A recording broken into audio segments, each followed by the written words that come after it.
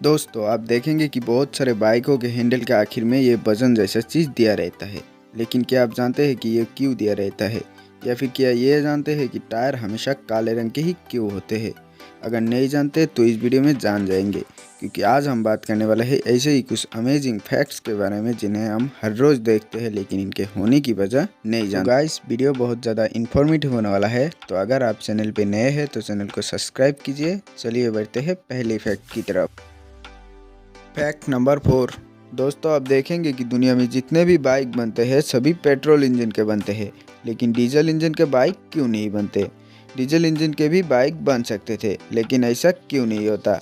ऐसा ना होने का भी बहुत सारे रीज़न है, लेकिन उनमें से मेन रीज़न है पावर। यानी कि डीजल इंजन का कंप्रेशन इशू बहुत ज़्यादा होता है। मतलब डीजल को सिलेंडर के अंदर चलाने के लिए पिस्टन को हवा के ऊपर बहुत ज़्यादा प्रेशर क्रिएट करना पड़ता है, जिससे पिस्टन की मूवमेंट बहुत स्लो हो जाती है। क्योंकि हवा के ऊपर पिस्टन बहुत ज़्यादा प्रेशर क्रिएट कर रहा है, इसी वजह से उसका ऊपर नीचे होने का मूवमेंट बहुत स्लो हो जाता है, जिसके वजह से क्रैंकशाफ्ट भी बहुत स्लोली घूमता है। हाँ, ये बात सही है कि इसमें टॉर्क बहुत ज़्यादा मिलता है, और आप ये बात तो जानते ही होंगे कि बाइक्स या स्पोर्ट्स कार में टॉर्क से ज़्यादा आरपीएम की ज़रूरत होता है, और पेट्रोल इंजन डीजल इंजन से ज़्यादा आरपीएम प्रोड्यूस करता है, और इसके साथ साथ टॉर्क थोड़ा कम प्रोड्यूस करता है। लेकिन टॉर्क और आरपीएम को मिला के जो पावर निकलता है वो डीजल इंजन से ज़्यादा पेट्रोल इंजन में निकलता है, और इसीलिए बाइक्स या स्पोर्ट्स कार में डीजल इंजन की जगह पेट्रोल इंजन का इस्तेमाल किया जाता है। Fact number 3।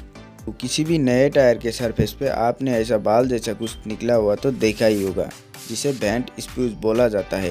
लेकिन क्या आप जानते हैं कि टायर के सरफेस पे आखिर ये चीज़ होता क्यों है? असल में टायर को जब बनाया जाता है तब रबर को पिघला के टायर बनाने वाले मशीन के अंदर डाल के उसे प्रेस करके टायर को बनाया जाता है। लेकिन प्रॉब्लम की बात यह है कि जिस रबर से टायर को बनाया जाता है, अगर उसके अंदर ज़्यादा मात्रा में हवा होगा तो टायर भी अच्छी नहीं बनेगी और उसके अंदर एयर बबल्स बनेंगे, और जिसके कारण टायर का लाइफ भी बहुत घट जाएगा। और इसी प्रॉब्लम को सॉल्व करने के लिए टायर बनाने वाले मशीन के अंदर बहुत सारे छोटे छोटे छेद बनाए गए, जिससे टायर के अंदर रहने वाले सारे हवा बाहर निकल जाए। लेकिन इन छेदों से हवा के साथ थोड़ा बहुत रबर भी बाहर निकल जाता है, जो रबर ठंडे होने के बाद इन बालों की तरह शेप ले लेता है।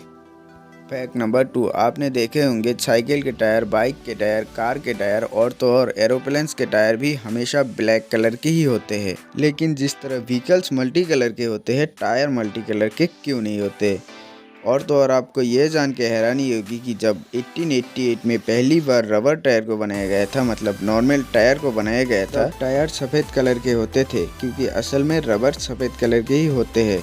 पर ये जो वाइट टायर्स थे ये ज़्यादा दिन तक चलते नहीं थे, बहुत जल्दी घिस जाते थे, और अगर सड़क गर्म होते थे तब तो ये पिघलने भी लगते थे। और इसी प्रॉब्लम को सॉल्व करने के लिए टायर बनाने वाले रबर के साथ ब्लैक कार्बन को मिला दिया गया, जिसके कारण इसकी मजबूती बहुत गुनी बढ़ गई। इसकी मजबूती का अंदाज़ा आप इस बात से लगा सकते हो, एक नॉर्मल रबर टायर अगर 10,000 किलोमीटर चल सकती है, तब एक कार्बन मिलाए हुए टायर 1,00,000 किलोमीटर या उससे भी ज़्यादा चल सकती है। और रबर के साथ इसी कार्बन को मिला देने के कारण टायर का रंग ब्लैक हो गया, और इसीलिए आप अपने गाड़ी का टायर का रंग ब्लैक देखते हो। Fact number 1। आप देखेंगे कि ज़्यादातर बाइकों के हैंडल के आखिर में ऐसा कुछ वजन जैसा चीज़ दिया रहता है, जिसे बार एंड वेट कहा जाता है।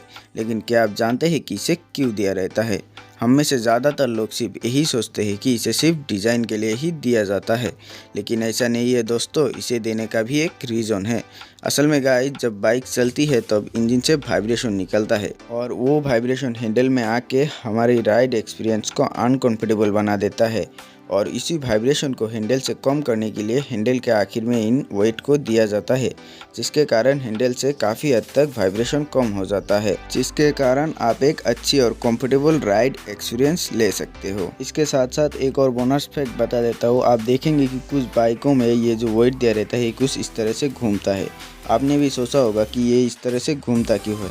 असल में गाइस, जब बाइक क्रैश करता है तो सबसे पहले ज़मीन से जाके ये वेट ही टकराता है, जिसके कारण ज़्यादातर एक्सीडेंटल एनर्जी इन हैंडलों में चला जाता है। अगर इन बार वेट को सिंपल देने के सिवा घूमने वाले लगा दिया जाए, तब ये एक्सीडेंटल एनर्जी को रोटेशन एनर्जी में कन्वर्ट करके एक्सीडेंट से होने वाले नुकसान को कुछ हद तक कम कर देता है। अब आप लोग कहेंगे कि अगर ये सिस्टम इतना अच्छा है तब ये हर बाइक में क्यों नहीं दिया जाता? असल में गाइस, इसका भी दो रीज़न है।